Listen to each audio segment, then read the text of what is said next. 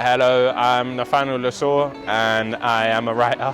My book was King of Nothing, which is the story of Anton, who is always in detention for fighting, and his mum confiscates the Wi-Fi passwords and will only give it back when his behaviour improves. And so he's forced to join the Happy Campers, where he meets Matthew. Matthew is like the biggest nerd in school, and he saves Anton's life.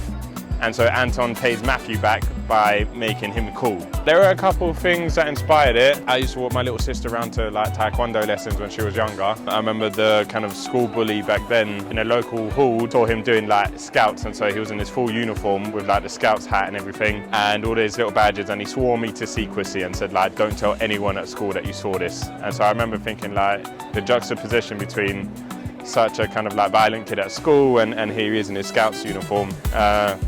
And then like the kind of angle of like toxic masculinity was something to explore.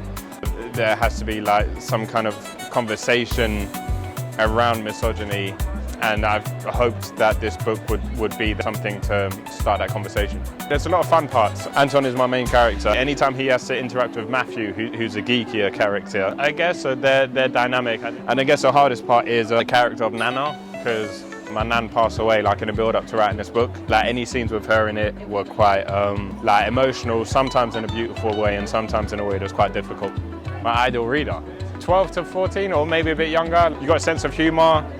If you didn't grow up with a lot of money, you'll probably relate a bit more.